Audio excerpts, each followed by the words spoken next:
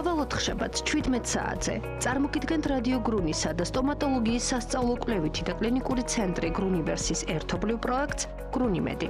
სხვადასხვა დარგის სპეციალისტები ისაუბრებენ ურთიერთკავშირზე სტომატოლოგიურ სტატუსსა და ზოგად ჯანმრთელობას შორის. ეს ის გადაცემაა, რომელიც არ უნდა გამოგრჩეთ, რადგან ბევრ აქტუალურ საკითხთან ერთად განვიხილავთ ინტერდისციპლინურ მიდგომებს პრაქტიკულ სტომატოლოგიაში. გადაცემას უძღვება კლინიკა გრუნივერსის ხელმძღვანელი პროფესორი ნინო წილოსანი. გვისმინეთ ყოველ ოთხშაბათს 17 საათზე რადიო გრუნისზე. მოგესალმებით, რადიო გრუნის ეთერშია სამედიცინო პროექტი გრუნიმედი და მე მისი წამყვანი, ექიმი სტომატოლოგი ნინო წილოსანი. დღევანდელი ჩვენი გადაცემის თემა გახლავთ ალერგიული რეაქციები პრაქტიკულ სტომატოლოგიაში. და მე მინდა წარმოგიდგინოთ სიამოვნებით ჩვენი სტუმარი. დღევანდელი გადაცემის სტუმარი გახლავთ ალერგიისა და იმუნოლოგიის ცენტრის ხელმძღვანელი, მედიცინის მეცნიერებათა დოქტორი, ექიმი ალერგოლოგი, პროფესორი ქალბატონი მაია გოთუა. მოგესალმებით, ქალბატონი. მოგესალმებით, დიდი მადლობა მოწვევისთვის. მადლობას გიხდით იმისთვის, რომ გამონახეთ დრო ჩვენს გადაცემაში მონაწილეობისთვის. ქალბატონი მაია, ალბათ დამეთანხმებით, რომ დღესდღეობით ზოგადად მედიკამენტური ალერგია ეს არის ძალიან აქტუალური თემა მედიცინის ყველა დარგში. და განსაკუთრებით ჩვენთან პრაქტიკულ სტომატოლოგიაში ეს წარმოადგენს ჩვენთვის პრაქტიკოსი ექიმებისთვის ყოველდღიური შფოთვის საგანს, მოდით ასე ვთქვათ, იმიტომ რომ ჩვენ ყოველდღიურად რუტინულად ვიყენებთ საანესთეზიო პრეპარატებს ჩვენს პრაქტიკაში და ამასთან დაკავშირებით გვაქვს გაუთავებელი შიშები. რა თქმა უნდა, ჩვენ გვეშინია იმის, რომ არ განვითარდეს საანესთეზიო პრეპარატებზე ალერგიული რეაქციები, ეს იქნება დაწყებული ურტიკარიიდან დამთავრებული ანაფილაქსიით და ანაფილაქსიური შოკით დაუშვათ. მაგრამ მოდით ვთქვათ, რას გვეუბნება მტკიცებითი მედიცინა. დადგენილია, რომ აი შემთხვევები, გართულებები, რომლებიც სტომატოლოგიურ კაბინეტში შეიძლება განვითარდეს დაუშვათ პაციენტთან მიმართებაში, როდესაც პაციენტი შეუძლოდ გახდება, მტკიცებითი მედიცინა გვეუბნება, რომ ამ შემთხვევიდან აბსოლუტური უმრავლესობა არ არის კავშირში ალერგიულ რეაქციებთან და ეს გართულებები შეიძლება იყოს გამოწვეული ჩვენს მიერ გამოყენებული საანესთეზიო პრეპარატების დაუშვათ ვაზოვაგალური ეფექტებით. ჩვენ ხშირად ხდება ჩვენს კაბინეტში მაგალითად ესეთი გართულება, როგორც არის გულის წასვლა, ეგრეთ წოდებული რეფლექტორული სინკოპე, შეიძლება პაციენტს დაუქვეითდეს არტერიული წნევა და ჩვენ ყოველთვის ამას ვაწერთ ხოლმე თავისთავად ალერგიულ რეაქციებს. თუმცა ხშირად ეს ასე არ არის. შესაძლებელია ასეთი გართულებები იყოს სწორედ ფსიქოგენური წარმოშობის მაგალითად, იმიტომ რომ მოგეხსენებათ ჩვენს პაციენტებს აქვთ გარკვეული შიში სტომატოლოგიური მანიპულაციების მიმართ. შესაძლოა ეს რეაქცია იყოს გამოწვეული შიშით, ან თუნდაც ტკივილით და არა დაუშვათ ალერგიული რეაქციით. მაგრამ ჩვენ ყოველთვის ვფიქრობთ აი სწორედ ალერგიულ რეაქციებზე და ჩვენი რაციონალური შიში ალბათ ამის არის გამართლებული. და პირველი კითხვით მინდა თქვენთან გადმოვიდე. რამდენად არის ეს შიში გამართლებული ჩვენი პრაქტიკოსი სტომატოლოგების და როგორია სტატისტიკა, რას გვეუბნება, რამდენად არის საანესთეზიო პრეპარატებზე, რასაც ჩვენ მოვიხმართ თანამედროვე სტომატოლოგიაში, გავრცელებული ასეთი რეალური ალერგიული რეაქციები. მადლობთ საინტერესო შეკითხვისთვის და აქტუალურ შეკითხვისთვის.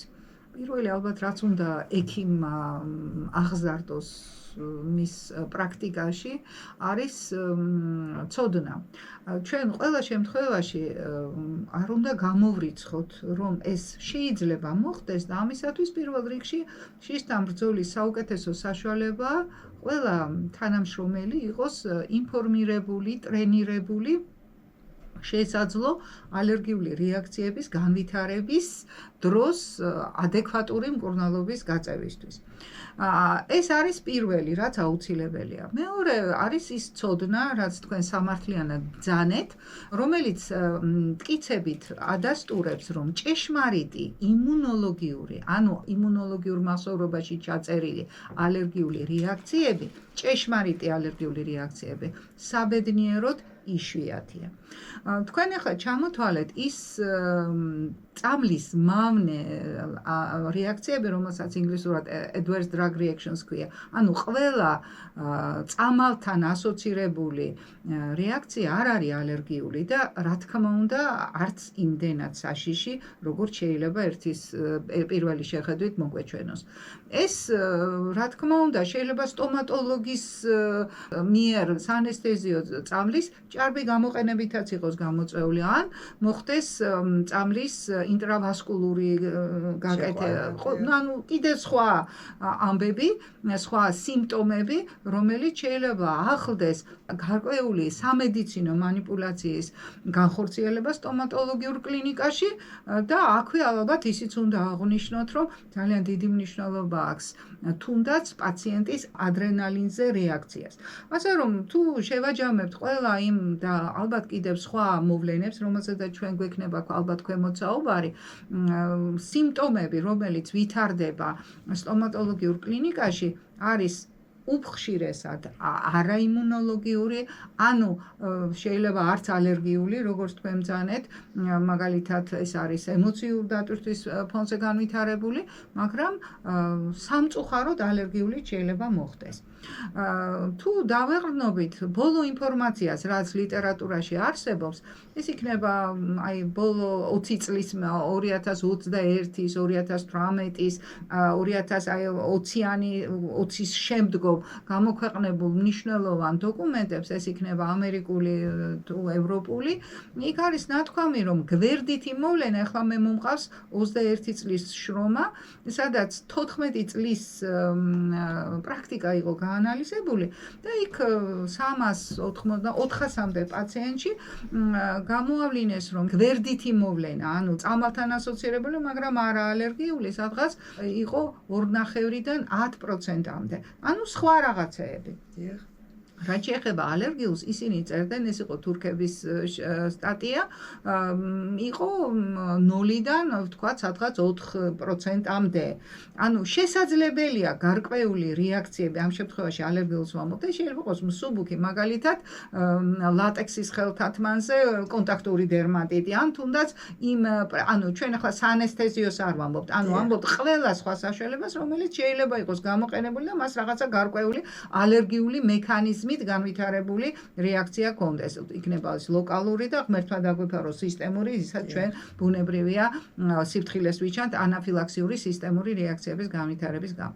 ამ შემთხვევაში ლოკალური ანესთეტიკები, რომელიც ამჟამად გამოყენებაში არის, ჩემპიონებია იმ შედარებით ძველ ეთერებთან, რომელთაც უფრო მეტი ალერგიული რეაქცია ჰქონდათ, უფრო ხშირად კი ეს რეაქციები, როგორც ლიტერატურაშია მოცემული, ხშირად არის პრეზერვატივთან, ანუ წამლის შესანახ მასალასთან დაკავშირებული.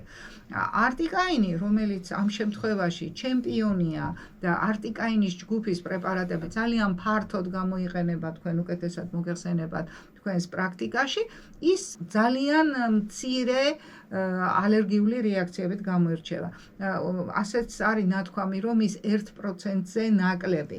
ამიტომ, როდესაც ჩვენ აი ამ თუნდაც ერთ-ერთი ავტორის მონაცემს დავეყრდნობით, ისინი ამბობენ, რომ ლოკალ ანესთეტიკებზე 0-დან, ანუ ზოგიერთ კლინიკაში შეიძლება ეს იყოს 0, მაქსიმუმ თქვა სადღაც 4 და კიდე რაღაცა, მაგრამ არტიკაინის ჯგუფთან დაკავშირებით ეს არის ყველაზე მინიმალური, რაც 1%-ზე ნაკლებია. თუმცა, რა თქმა უნდა, ნებისმიერ შემთხვევაში სტომატოლოგის, ასე ვთქვათ, მოვალეობაა.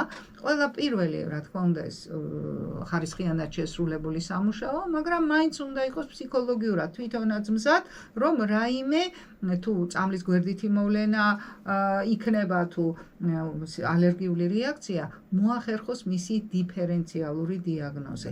და აქ, რა თქმა უნდა, ვაზოვაგალური რეაქციები, ანუ სინკოპე, როდესაც წნევას ადამიანი კარგავს, რა თქმა უნდა, სასწრაფო დახმარება საჭიროა, ვთქვათ, იგივე დაწვენას, ფეხების აწევას, თუ საჭირო, ახლა წინასწარ არ იცი რა განვითარდება, ანუ მზაობას და თუ ეს ადამიანი მალე გამოდის, ახლა ბევრი ამბობს, რომ იცით რა, მე ეს დამემართა ანაფილაქსია და ყვება ისეთ მარტივ ამბავს, რომ ფაქტიურად ეს მას ემოციური განსაკუთრებით სამწუხაროდ მამაკაცებს აქვთ ხოლმე ხშირად, ან შეიძლება ბავშვსაც დაემართოს და ესეთი მოვლენები ხშირია და ბუნებრივია სტომატოლოგები ამას მარტივ აქტივად და მარჯვეთ უმკლავდებით. ასე რომ ლოკალ ანესთეტიკები სულ გამოიყენება, მნიშვნელოვანია ვთქვათ, რომ ეთერები, ანუ ძველი და ახლანდელი, ანუ ამიდები, რომელიც ეხლა შეიძლება სახელებიც ვთქვათ, მაგრამ ალბათ თავი შევიკავოთ, რომ არ იყოს რაღაც აღრევა, ეს ამიდები ძალიან ფართოდ გამოიყენება და აქაც არის სასიამოვნო ის ფაქტი, რომ ეთერებსა და ამიდებს შორის ჯვარედინი რეაქციები ნაკლებია და თუ პაციენტს აქვს რაღაც გარკვეული რეაქცია ერთ ჯგუფში, შეიძლება იყოს გამოყენებული მეორე. შეიძლება ალერგიული რეაქციაც იყოს, ბუნებრივია. ეს არის ლოკალური ადგილობრივი რეაქცია, შეიძლება იყოს ყველაზე ცუდი, რაც ჩვენ არ გვინდა იყოს, ვთქვათ, სისტემური რეაქცია, ეს იქნება სისტემური ურტიკარიის, ანგიოედემის, ან ვთქვათ, ანაფილაქსიის, რომელიც მიმდინარეობს, ასე ვთქვათ, შეიძლება წნევის ვარდნი და მნიშვნელოვანია აქ ალბათ მოსახლეობას უთხრათ, რომ ანაფილაქსია, როდესაც ესეთი სიტყვა ყველა ზარავს, ძირითადად არის ორი სისტემის მონაწილეობით გამოიხატება. მაგალითად, შეიძლება უცებ პაციენტს გული აერიოს, იფიქრო, რომ ეს თქვათ სტომატოლოგიურ манипуляციასთან არის დაკავშირებული, მაგრამ გასტროენტეროლოგიური სიმპტომები ანაფილაქსიის ერთ-ერთი ახასიათებს, ამიტომ შეიძლება ეს იყოს სხვადასხვა 4 სისტემის კომბინაცია. ან მოხდეს, ვთქვათ, გამონაყარი ჭინჭრისციება და თუ ეს სწრაფად ხდება, ბუნებრივია ჩვენ უკვე მზაობაში ვართ და რა თქმა უნდა, საჭირო არის ზემოქმედება. პლუს ამას, თითქოს გეუბნება ორგანიზმი მომეხმარეო იმდენად. ამასთან ერთად შეიძლება მოხდეს წნევის ვარდნა. ეს უკვე ვთქვათ ანაფილაქსიური რეაქცია სწრაფია და ამიტომ манипуляციის დროს შესაძლებელია, მაგრამ ვიმეორებთ საბედნიეროდ ეს ძალიან იშვიათია. შეიძლება ადგილი კონდეს ასთმური მოვლენების განვითარებას. ამიტომ რატო არის, რომ თუ პაციენტს აქვს ასთმა და არაკონტროლირებულია, რა თქმა უნდა, ესეთი პაციენტი საჭიროებს თუნდაც სტომატოლოგიური, შეიძლება უბრალო манипуляციის დროსაც მის გარკვეულ მომზადებას, იმიტომ რომ შეიძლება ამ შემთხვევაში წამალი არაფერ შუაში არ იყოს, ინერვიულოს და ამ ნერვიულობის ფონზე რაღაცა ცუდი დაემართოს. და ასე რომ კარდიოვასკულური სისტემის მდგომარეობა, რომ უცებ წნევის ვარდნა არ მოხდეს, ან მაგალითად აწუხებს გული და პირიქით ადრენალინზე მას ექნება რეაქცია. ამიტომ ყველა ის შემთხვევა, რომელიც აი ამ სისტემების თანამონაწილეობას გულისხმობს, სტომატოლოგთან წასვლამდე, მათ თავისი მდგომარეობა უნდა გააკონტროლონ შესაბამისი დარგის ექიმთან და ასევე განსაკუთრებული ყურადღება თქვენ ჩემზე უკეთ მოგეხსენებათ სპეციფიური მდგომარეობების დროს. ეს თუ არის ურსული ქალბატონი და ასევე ეს გულის მოვლენები და რეაქცია თუნდაც ადრენალინზე ასაკოვან ადამიანებში, რომელსაც გაკეთებული აქვს გულის სტენტირება, შუნტირება და ასე შემდეგ. ასე რომ ჩვენ გვინდა ვთქვათ, რომ ამ არტიკაინს თუ სხვა ლოკალ ანესთეტიკებს სამწუხაროდ ხშირად ძალიან ბევრ ალბედობას მიაწერენ, ვიდრე რეალურად არის. ამიტომ ჩვენც როგორც თქვენ, ბუნებრივია მულტიდისციპლინურად, ანუ მრავალმხრივად უნდა მივდგეთ პაციენტს. ეს არ არის მარტო ერთი манипуляცია, რომ ეხლა უნდა ვთქვათ მოხდეს ან კბილის ექსტრაქცია, ან ნებისმიერი სხვა ზემოქმედება. ეს არის ადამიანზე, მის ფსიქიკაზე, მის ზოგად ჯანმრთელობაზე, ბევრ ფაქტორზე დამოკიდებული და რაც ალბათ ოქროს წესია მედიცინაში, ეს არის რომ ნებისმიერი манипуляციის, ნებისმიერი ჩარევის შემთხვევაში პაციენტი უნდა იყოს მოწესრიგებული სხვა სისტემების მხრივ, რომ არც თავის თავს ხიფათი არ მოაწიოს და არც ექიმსაც. და აქ ერთი ფრაზა მინდა ვთქვა, რაც ალბათ მნიშვნელოვანია გაითვალისწინოს ყველა მსმენელმა.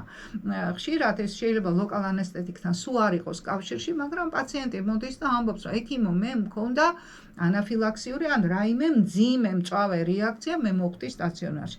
ბუნებრივია ამის გაგება, რომ პაციენტი სტაციონარში მოხვდა და მისი მდგომარეობა რაღაცა მიზეზის გამო, ეს რა თქმა უნდა იყოს გამოკვლეული, არის თუ არა წამალთან ასოცირებული, სამწუხაროდ ვერ ასახელებს წამლის დასახელებას ხშირ შემთხვევაში და ძალიან წუხს, რომ მე ეს მახსოვდა და როგორ დამავიწყდა. ახლა ექიმთანაც ჩვენთანაც რომ მოდის, ის იწყება შეიძლება დაავიწყდეს, მაგრამ აქ ამ შემთხვევაში უნდა ვთქვა, ვთქვათ, რომ ნებისმიერი წამალთან ასოცირებული, ეს იქნება გვერდითი რეაქცია, ნებისმიერი თუ ალერგიული მით უმეტეს პაციენტის მიერ უნდა იყოს დაფიქსირებული. ექიმი რა თქმა უნდა ფორმაში ამას მიუთითებს, მაგრამ პაციენტმა ეს უნდა დააფიქსიროს, იმიტომ რომ ხშირად არ ხდება დროზე პაციენტის გამოკვლევა, პაციენტი მოდის ძალიან დიდი ხნის მერე, ანუ მაშინმე უნდა იყოს 1 წლის მანძილზე გამოკვლეული, თუ რაღაცა ესეთი მოვლენა მას შეემთხვა.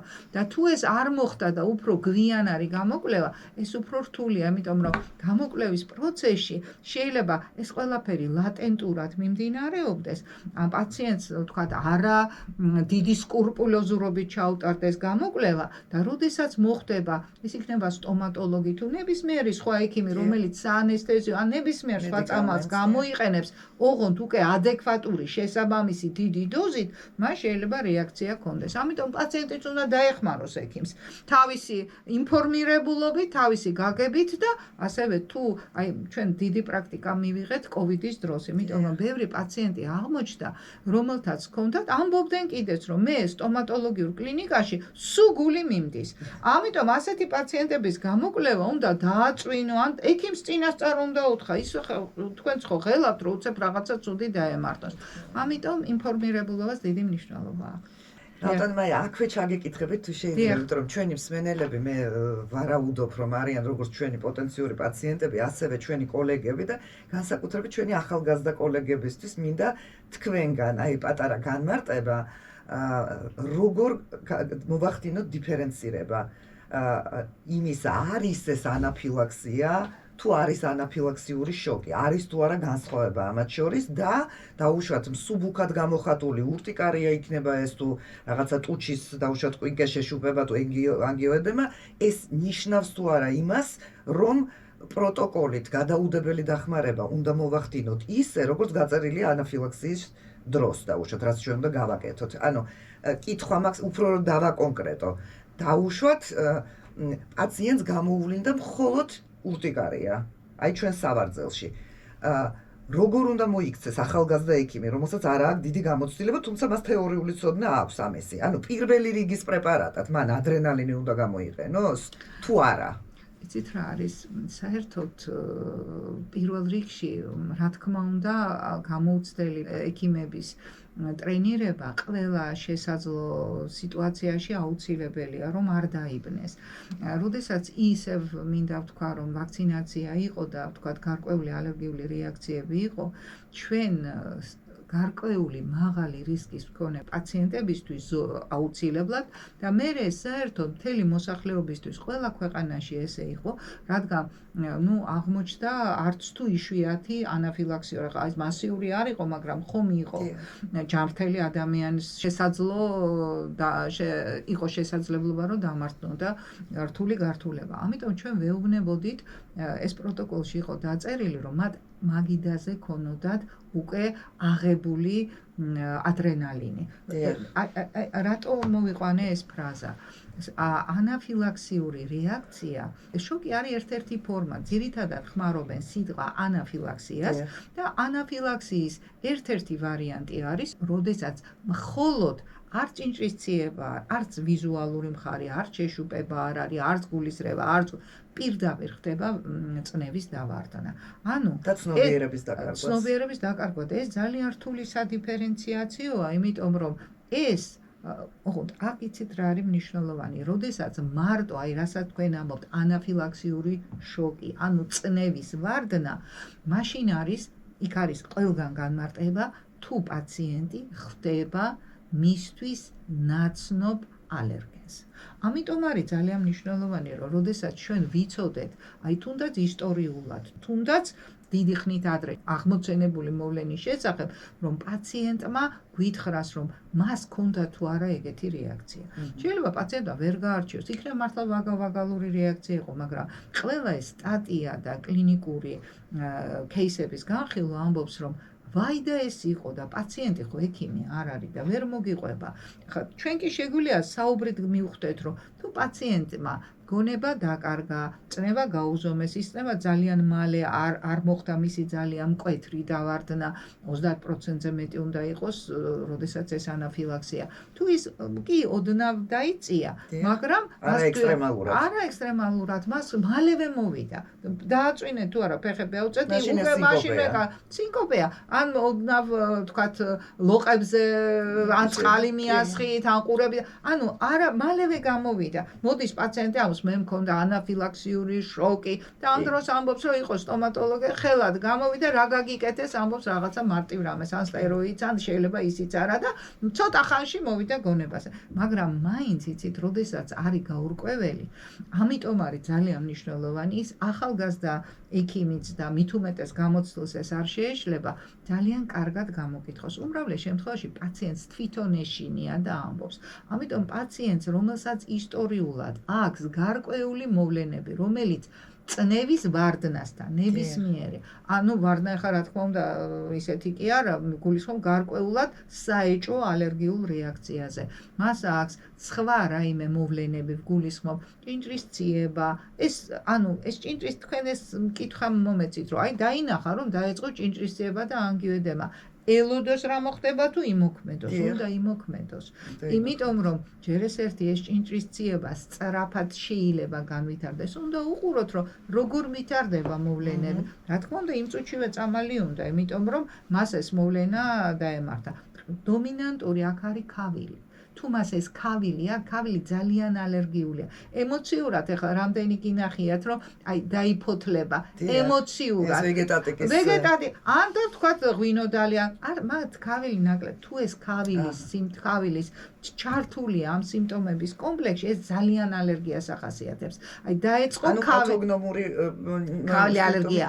ქავილი დაეწყო, აი ხანდახან ამობენ, აი ქავილი დამეწყო. შეიძლება არც იყოს გამონაყარი, აი მეწყება, ქავილი მაქვს, ცხვირი გამეჭედა, სუნთქვა გამიჭირდა, ქავილი მაქვს. ანუ მარტო ჭინჭრის ციებაც არ არის. ახლა ეს ჭინჭრის ციება თუ ქავილითაა, თუ სწრაფად მიდის, სწრაფად უნდა. იმიტომ რომ თუ ანაფილაქსია მართლა ვითარდება და ეს შეიძლება სწრაფად მოხდეს ამის ესკალაცია. ამიტომ რას აკეთებთ ამ დროს? პაციენტს აწვენთ თუ ეს რეაქცია, თუ ახლა ღებინება დაეწყო ბუნებრივად ეს უნდა გავანთავისუფლოთ სასუნთქი გზები, მინიმუმ თუ ეს ახლა წნევა ხო უნდა გაუზომო, შეიძლება პირიქით აჟიტირებულია და გონია რომ ცუდადაა და წნევა მაღალია.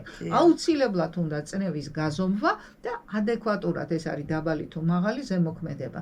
და თუ ეს ისედაც ვიცით რომ მას ეს მომენტი აი წნევის დაბალი ვარდნისკენ, ანუ მკვეთრი გადაგესა, მაშინ შეიძლება გამოიყენოს ადრენალინი. ანუ ეს ყველა кейსი აუცილებლად იცით წინასწარ სადღაც არის სატრეინინგო, რომ აი ეს თუ მოხდება რასიზამ, აი ამას თუ მოხდება, ხა ბუნებრივად ჩვენ რადიოთი ამას ვერ გავშლით თავიდან ბოლომდე, მაგრამ ის რომ თუ იწყება ალერგიული რეაქცია, მაგას ისევ ჯობია არ დააგვიანო და დახმარება გაუწო, მაგრამ სასიცოცხლო ნიშნებს უყურებ, გულს უყურებ, პულს უყურებ, სუნთქვას უყურებ და თავარი არის რომ აი ამ სიცოცხლისთვის გადაუდებელი დახმარების აუცილებელი საშუალებებით უნდა იყოს აღჭურვილი და ის სადღაც ისე კი არიდოს, არამედ ის იყოს ქმედითად ახლოს, აი დამჭირდა გავაკეთებ და ასევე კოლეგიალობა, რომ აქ რაღაცა მოხდა და ყველა მას ეხმარება, რომ თავისთავად ესე უნდა არსებობდეს გადაუდებელი დახმარების გუნდი, რომელსაც ყველას ფუნქციები აქვს გადანაწილებული, როგორ დაეხმაროთ, მაგრამ უფრო ხშირად იცით ეს რო ხარ, ასე როდესაც არის ადამიანი მობილიზებული, არაფერი ცუდიც არ ხდება, მაგრამ აქ თუ ეს პაციენტი ეს უცებ ამ მომენტში წარმოქმნილი პრობლემაა და ლოდინს აუცილებლად უნდა ადეკვატ ჯობია, ანუ აუცილებლად ჭირდება ადეკვატური ქმედება, მაგრამ ადეკვატური ქმედება გულისხმობს შეცნობას, როგორ ანუ იმის თქმა მინდა რომ სიმპტომების ერთობლიობით უნდა გადაწყდეს რა ტიპის დახმარება უნდა ჩატარდეს და ამისათვის ალბათ ეს გადაცემა ჩვენ არ გვეყოფა როგორ უნდა მოხდეს ამისი შეფასება, მაგრამ თავარი არის პირველ რიგში, რაც სავალდებულოა და სიჩქარე ამას არ უხდება. აი ხანდახან არის რომ ჩქარა და პაციენტი მეჩქარება სამსახურში, მოდით ეს გამიკეთეთ. ჩვენ აუცილებლად უნდა კარგად გამოვკითხოთ, რომ ეს ხიფათი ხანდახან ანამნეზის შეკრებით შეიძლება იყოს, ასე ვთქვათ, აცილებული და თუ საეჭვოდ ჩათვალა კოლეგამ მაშინ უნდა გააგზავნოთ ალერგოლოგთან, რომ მით უმეტეს თუ მას ალერგიული დაავადებები აქვს, ეს თალსახად ამას ისეაც გააკეთებ.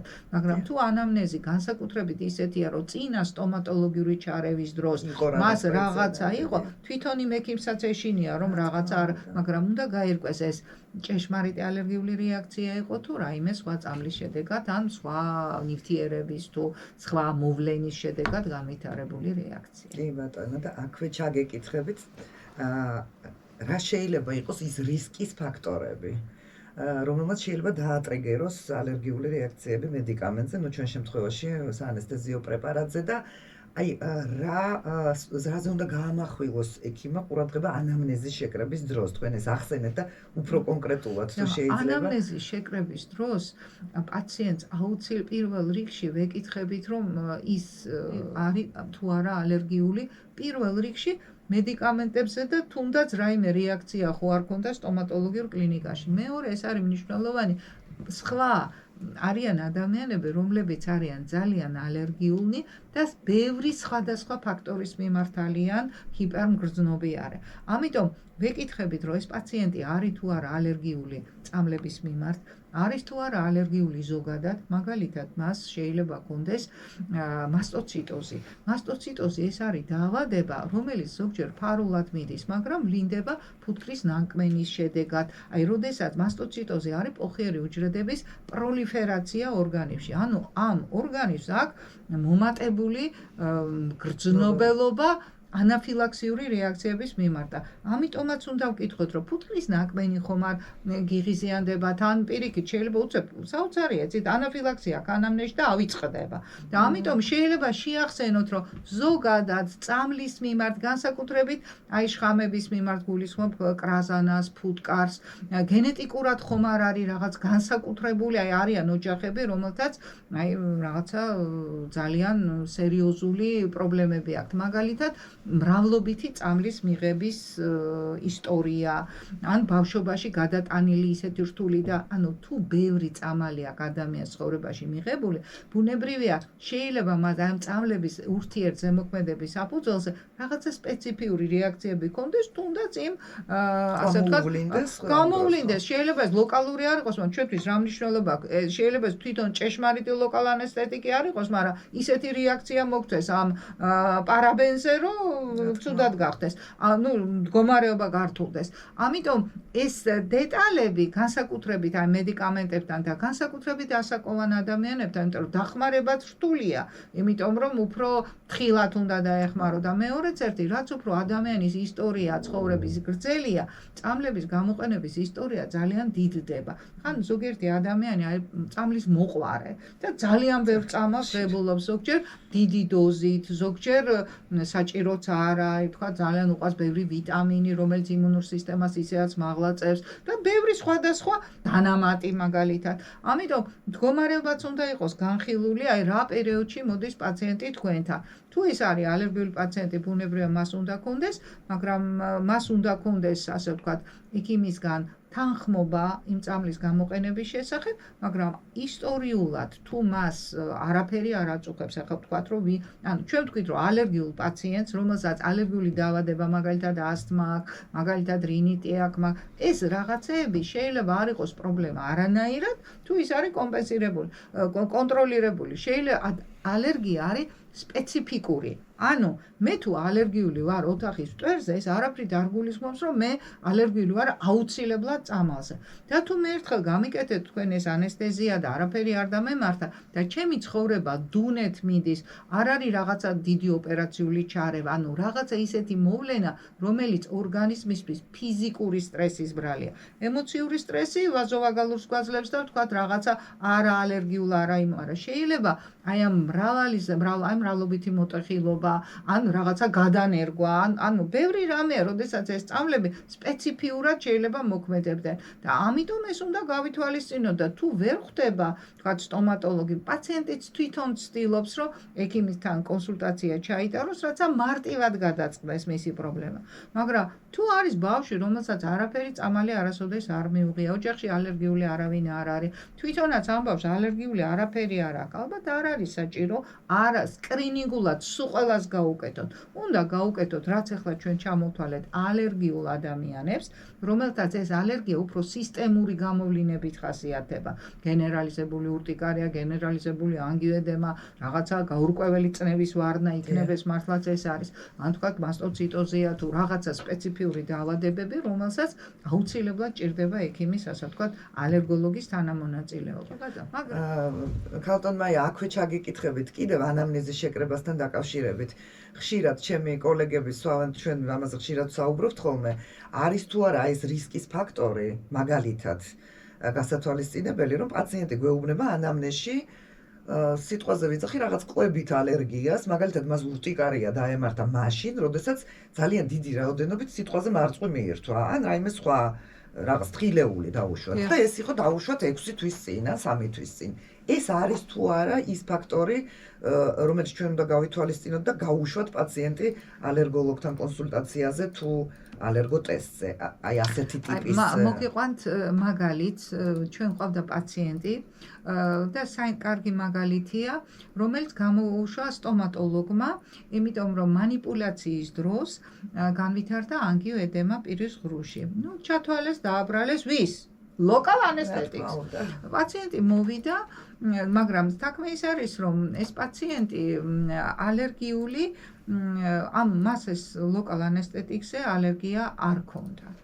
და ძალიან დადასტურდა ტესტით, ხო? არა, დიახ, აქ მიზეზი არ იყო, არ დადასტურდა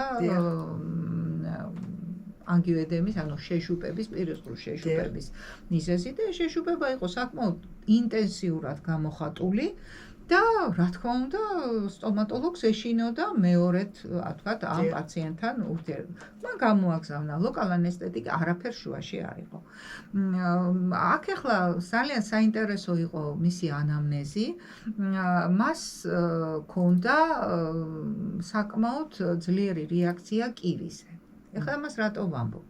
კივის მიმართ ჰიპერმგრძნობელობა ჯვარედინად რეაგირებს ლატექსზე. და აქ ამ შემთხვევაში ეს კარგი მაგალითია, რომ მივაპყროთ თქვენი ყურადღება ხელთათმანზე, რომელიც შეიძლება სტომატოლოგმა გამოიყენოს. ამიტომაც ეს არის კივი, ეს არის ავოკადო, ეს არის გარკვეული საკვები პროდუქტი, რომელიც ასოცირებული არის გარკვეულ სერიოზულ ალერგიულ რეაქციასთან. რა მოხდა? ჩვენ ამ პაციენტს გავატანეთ არა ულატექსო ხელთათმანი, მშვენივრად გაიკეთა და მისთვის ეს არის ძალიან მნიშვნელოვანი. თქვენ წარმოედგინეთ, ამიტომაც ხშირად პაციენტის, რომელსაც აგზავნის საოპერაციო სხვა ექიმი, ჩვენ ვეუბნებით უკვე მოსულ პაციენტს, ჩვენი ამოცანა ალერგოლოგების ტესტირება კანის სინჯის გაკეთება არ არის. ჩვენი ამოცანაა პაციენტი მომზადდეს მისი მთელი ასეთი მულტიდისციპლინური თვალსაზრისით. გულისხმობ, რომ ის რომ თქვათ, თქვენ ითხოვთ, რომ მოდით გაუკეთეთ რეაქცია, თქვათ, სიტყვაზე ლიდოკაინზე თუ მეპივაკაინზე თუ როპივაკაინზე, ეს არ არის საკმარისი. ჩვენ ვეკითხებით პაციენტს, რა ამოცანა არის, რა ტიპის პროცედურაა ჩასატარებელი და ჩვენ თვითონ ვეუბნებით, რომ იცით რა, ვეკითხებით ლატექსზე, ანუ ლეიკოპლასტირზე როგორ რეაგირებთ, საკვებს როგორ იტანთ, იმიტომ რომ აღმოჩნდა, ეხლა მეორე მარწვთან დაკავშირებით მინდა ვთქვა, არიან ადამიანები, რომლებიც აი ეს მარწვის შემადგენლობა ზოგიერთზე ცუდად მოქმედებს. ეხლა თქვენ კაი მაგალითი მოგიყვანეთ და ამიტომ მე შევატრიალე თქვენი კითხვა, რომ აი კივიზე რომ ესე იყოს. ეხლა ხან იყო პაციენტი მარწვზე, რომ ყველანაირ მარწვე ოდნავ რო ჭამოს ძალიან მძიმე რეაქცია მოვა.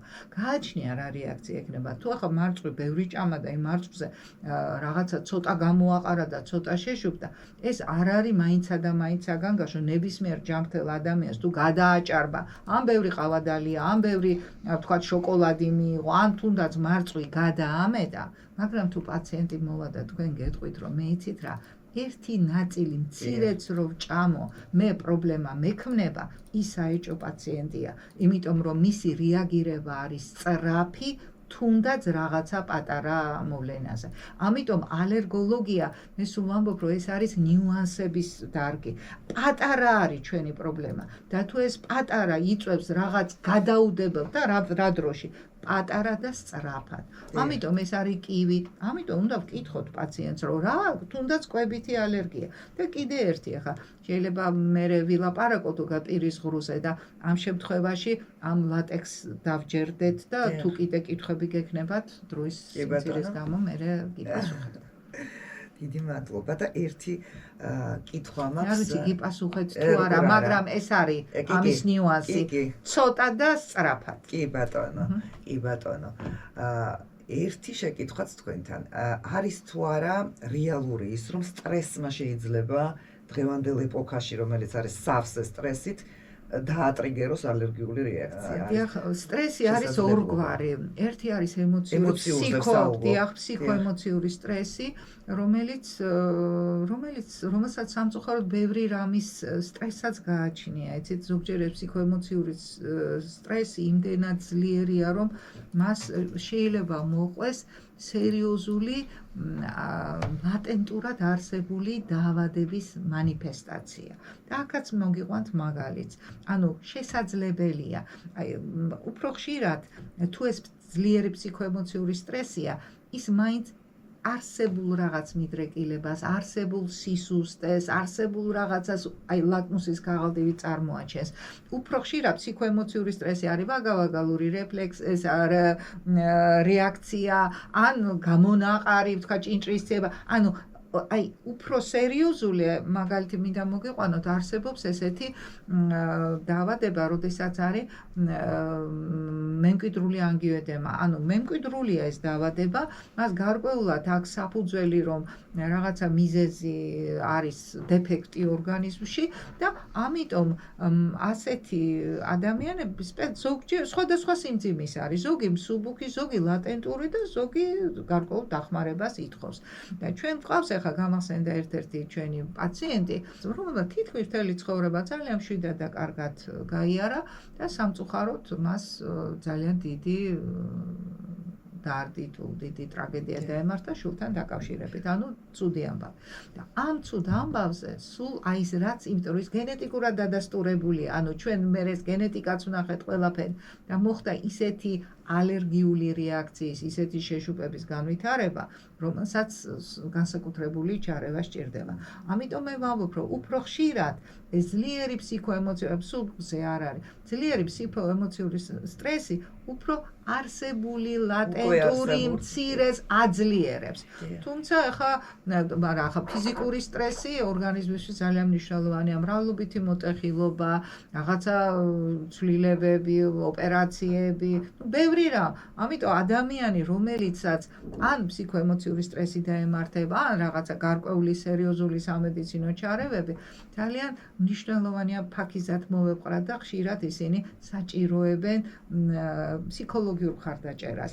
მედიცინაში მე მომწონს თქვენი გადაცემა მულტიდისციპლინური მიდგომა იმითაა მნიშვნელოვანი, რომ ჩვენ არა მარტო სომატიკას უნდა უმკურნალოთ.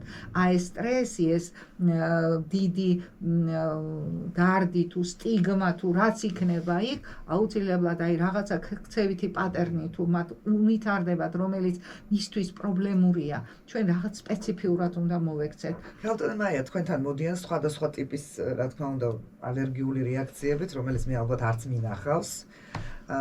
და არ შეიძლება არ ყავდეთ პაციენტები, რომლებსაც ეს ალერგიული რეაქციები უვლინდებათ პირის ღრუში ან პერიორალური კანის მიდამოში ან ტუჩის წითელ ყაეთანზე. ძირითადად თქვენი გამოცდილებით რა ალერგენია ის, რომელიც იწვევს ბოლო დროს ასეთ ალერგიულ რეაქციებს სტომატოლოგიურ, ასე ვთქვათ, პირის ღრუს ძალიან კარგი კითხვა, მაგრამ ამ კარგ კითხვას არ აქვს მარტივი ერთი პასუხი. იმიტომ რომ პირი, ზუსტად პირი და მისი პერიურალური გარემო არის ზუსტად ის, სადაც ყველაფერი ხდება. საკვები შედის, წამალი ხდება, თქვენი ჩარევა არის. ამიტომ, როდესაც ჩვენ ვამბობთ, რომ რა მიზეზი შეიძლება იყოს და რა გამოვლინება ნაირ-ნაირ ეს თქვენ კარგად იცით, როგორ არა, შეიძლება იყოს ანგიოდემა, შეიძლება იყოს ჭინჭრისცემა, შეიძლება პირის ღრუში ხორხის შეშუპება, შეიძლება შეიძლება იყოს სტომატიტი, რა ძალიან ბევრი სტომატიტი, წყლულების განვითარება და ასე შემდეგ და ასე შემდეგ. მაგრამ მიზეზიც სხვადასხვანაირია, რა თქმა უნდა. ეს მიზეზი შეიძლება იყოს ჩვენ რადგან ამ შემთხვევაში სტომატოლოგის თან ვიმყოფებით, რა თქმა უნდა ძალიან ბევრი ის მასალა, რომელიც შეიძლება იყოს გამოყენებული. ხა ჩვენ ვამბობდით, რომ არსებობს ვთქვათ პრეზერვატივები, არსებობს ქიმიური ხელსაწყოებიც ხანდახან კი რა თქმა უნდა ისინი ყველა ჰიპოალერგიულია, მაგრამ ხსნარები. ეხლა სანამ დღეს დილის კონფერენციაზე საუბრობდით, რომ ძალიან ასე ვთქვათ პრობლემური ბავშვის დახმარება უნდა შესრულდეს სტომატოლოგთან და ჩვენ ვთხოვეთ, რომ რასთან ექნება მას შეხება, დაწყებული ვთქვათ ქლორჰექსიდინიდან გათავებული ნებისმიერი სხვა საშუალებით, ეს იქნება საბჟენი მასალა, იმიტომ რომ თვითონაც იცით, მე პაციენტი მყავდა, რომელსაც ჰქონდა საერთოდ ალერგიული იყო ძალიან, მაგრამ დიდი რეაქცია ჰქონდა ზომის ასაღები, აი პროტეზზე, დიახ, აი ამ მასალაზე და ძალიან ძლიერი რეაქცია იყო. ამიტომ როდესაც ძალიან ალერგიული ადამიანი მოდის თქვენთან და მან ეს იცის, ის ბუნებრივია მოდის ჩვენთან და ჩვენ ვთხოვთ სტომატოლოგს, მოგცეს დიდი, ასე ვთქვათ, ჩამონათვალი, რაც გამოიყენებთ. აი დღევანდელი ბავშვისთვის დილის კონფერენციაზე განვიხილეთ, რომ რო უთხარით, რომ ჩამოწერეთ რა უნდა იყოს და მე რა გადავწყვიტოთ, რაზე ვაკეთებ. 14 პუნქტი იყო, რომელიც არის. რა თქმა უნდა, ამაში ეს სამედით, ეს რაც სტომატოლოგიურია. მეორე არის, რომ გარკვეული მედიკამენტები, ჩვეულებრივი მედიკამენტები, ეს არის არასტეროიდული ანთებისაწინააღმდეგო პრეპარატები, რომელიც შეიძლება მით უმეტეს ტკივილი აქ და იყოს გამოყენებული. ანტიბიოტიკები, რომელიც ძალიან ხშირად უნდა იყოს, გვჭირდება და სტომატოლოგიას უფრო მაღალია, ალბათ სტატისტიკურად ხო გამოვლინება ალერგიული რეაქცია. რა თქმა უნდა, ეს წამლები ახლა ლოკალ ანესთეტიკთან ვერ მოვლენ, აქ საკმაოდ უფრო შეიძლება იყოს და ალერგიულ ადამიანს მეტი, ასე ვთქვათ, ისტორია აქვს ამ წამლების მიერ, ესენი ხო კლასიკურად ხშირად იხმარება. ასევე მინდა ვთქვა, გარდა ამისა, იგივე ხელთათმანი, ლატექსი, ეს ძალიან ხშირია. ეხლა ეს შედარებით უფრო ნაკლებია მოვლენები, რაც შეიძლება იყოს დაკავშირებული პირის ღრუსთან და ვთქვათ მის წითელ ყაეთთან თუ ასე შემდეგ. გარდა ალერგიულისა, დერმატიტი და თავისთავად პერიორალური დერმატიტი, ბევრი რამე შეიძლება იყოს განვითარებული. ვამბობთ, რომ თუნდაც ალერგიის გამო და წამალს დაბრალდეს, მაგრამ აქ ბევრი რამე ხდება. ჩვენ ხშირად ვამბობთ, ეხლა სეზონია მცენარეთა ყვავილობის და ვამბობთ, რომ პოლინოზი, ანუ მცენარეული ალერგია გამოწვეული არის გარკვეული მცენარეული მტვრით და ეს მცენარეული მტვერი ხშირად მსგავსი სტრუქტურული შენების გამო გვაძლევს ჯვარედინ რეაქციებს გარკვეულ ხილთან და გარკვეულ ნაყოფთან. ამას ქვია oral allergy syndrome, ანუ ორალური ალერგიის სინდრომი. დაეწყო, ვთქვათ, სეზონი და ეს მოდის თქვენთან პაციენტი. ქავილი შეგრძნება, არესთეზიის მოვლენები და ზოგჯერ ხორხის შეშუპებაც და ამიტომ ეშინია, რომ ისაკვები ჭამოს და ეხლა მე რატო ვამბობ? სტომატოლოგმა უნდა იცოდეს, რომ ეს მისი პაციენტია. კი, იმაზე არაფერი არ ექნება, მაგრამ მე გულისხმობ, ვთქვათ, სხვა წამალზე, თუ ამაზეა, აუცილებელი არ არის.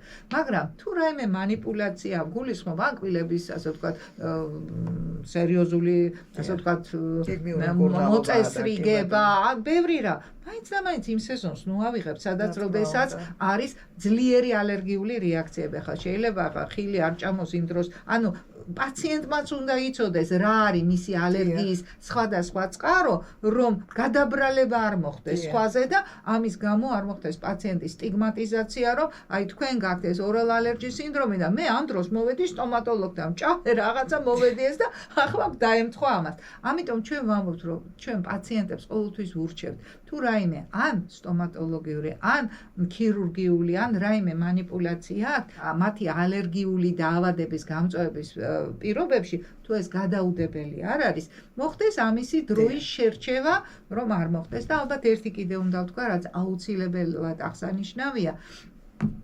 იმ ერთ-ერთ პაციენტზე, მე რომელზედაც მოგახსენეთ, არის ასეთი ბრადიკინინული ანგიონევროზული შეშუპება. ანუ ჩვენ ვამბობთ, რომ ყველა შეშუპება ერთნაირი არ არის. ზოგმა იცის კვინკე, ეს კვინკე შეშუპება ჩვეულებრივი ჰისტამინური რეაქცია, ჩვეულებრივი ანტიალერგიული წამლები, უარეს შემთხვევაში სტეროიდი, ან კიდევ უარეს შემთხვევაში ადრენალინი ამას შველის. მაგრამ არის ხალხი, რომელსაც ეს არის მცირე ჯგუფი, მაგრამ სამწუხაროდ ესეთი ადამიანები წუხან ამის გამო, რომ მათ აქვთ შეშუპება და ამ შეშუპების მიზეზი არის მათი კომპლემენტის სისტემაში გარკვეული ნაკლებობა დეფექტის განვითარება. თუმცა ეს შეიძლება იყოს არა მარტო მემკვიდრული, არამედ წნევის დამწევ გარკვეულ საშუალებებზე მეორადათაც შეიძლება განვითარდეს ეს. ანუ თუ არის ადამიანი, რომელიც ამბობს, რომ მე ვშუპტები, ეს შეშუპება ხშირად სახის მიდამოშია, სტომატოლოგებთან ამიტომ საუბრობ ამაზე. და ეს არის პირის ღრუ, ეს არის ენა, შეიძლება უარესი იყოს, ხელი შეუშუპდეს, ფეხი შეუშუპდეს, მუცლის ტკივილი ჰქონდეს, როგორც წავემოცელი, მაგრამ ამ შემთხვევაში სტომატოლოგიასთან მიმართებაში პირის ღრუ. ასეთ პაციენტებს თუ მაგალითად გაუკეთეთ თქვენ კბილის ექსტრაქცია, ის შეიძლება შეშუპების მაპროვოცირებელი ფაქტორი გახდეს. ამიტომ თუ მანიპულაციის შემთხვევა, რა თქმა უნდა, ამ პაციენტებს ჩვენ წინასწარ ვეუბნებით, რომ მათ პრემედიკაცია სჭირდებათ, სანამ ექსტრაქციას გააკეთებენ და როდესაც პაციენტი მოდის და ამბობს, რომ მას რაღაცა ესეთი შეშუპებები აქვს, განსაკუთრებით ეს კითხვა იმითი არის მნიშვნელოვანი და საინტერესო, რასაც თქვენ ბრძანებთ, რომ პირის ღრუა. და ამ პირის ღრუში იქვე ხორხია, იქვე ენა და თუ კი რაიმე ხდება აქ, თუნდაც ანამნეზში, ან პროცესის შემდგომ განვითარდა, აუცილებლად ალბათ მასშტაბის მიუხედავად, ახლა თუ უმცირესიას რა არის, შეიძლება ტრავმაც იყოს, მაგრამ თუ ეს არის თვალში საცემი და მნიშვნელოვანი, აუცილებლად ექიმთან წინასწარ უნდა მოხდეს გარკვეული, რომ არც თავისთავი არ ჩაიგდოს ხიფაჩი პაციენტმა და ექიმით ცოდოა, იმიტომ რომ რთული ამოცანის წინაშე დადგება. კი ბატონო. გალტონ მაია, უღრმესი მადლობა. დიდი მადლობა. ეს იყო ძალიან მნიშვნელოვანი ალბათ ჩვენთვის, თქვენი პროფესიული აზრი, თქვენი რეკომენდაციები, რომლებსაც აუცილებლად გავითვალისწინებთ პრაქტიკულ სტომატოლოგიაში და მე იმედი მაქვს, რომ ჩვენ არაერთხელ შევხვდებით კიდევ, იმიტომ რომ თემა არის ამოუწურავი ალბათ და დიდი სურვილი გვაქვს, რომ გაუთავებლად ვისაუბროთ ამ ძალიან აქტუალურ თემებზე. მთავარი ის არის, რომ პაციენტი უნდა დავამშვიდოთ, ვინც ახლა გვისმენს, რომ მათ თუ აქვთ ეს ალერგიული სხვადასხვა გამოვლინება, ის აუცილებლად უნდა იყოს ახსნილი და სანამ თქვენთან სტომატოლოგებთან მოვლენ, ჯობია ეს მოვაწესრიგოთ, ეს დავადასტუროთ, ეს ნამდვილად ალერგია თუ უსაფუძვლოა რაღაც შემთხვევითი ფაქტორების შედეგად მოხდა მათი გარკვეული დისკომფორტის წარმოქმნა და ერთად მივიღოთ გადაწყვეტილება მათი შემდგომი მკურნალობის. მათი უსაფრთხო მკურნალობის და ჩვენი სიმშვიდისთვისაც ალბათ. კი ბატონო, დიდი მადლობა. უღრმესი მადლობა. ასეთი იყო გადაცემა გრუნიმედი. დიდი მადლობა ყურადღებისთვის. ჩვენი სტუმარი გახლდათ ქალტონი მაია გოთუა. გემშვიდობებით მომავალ შეხვედრამდე.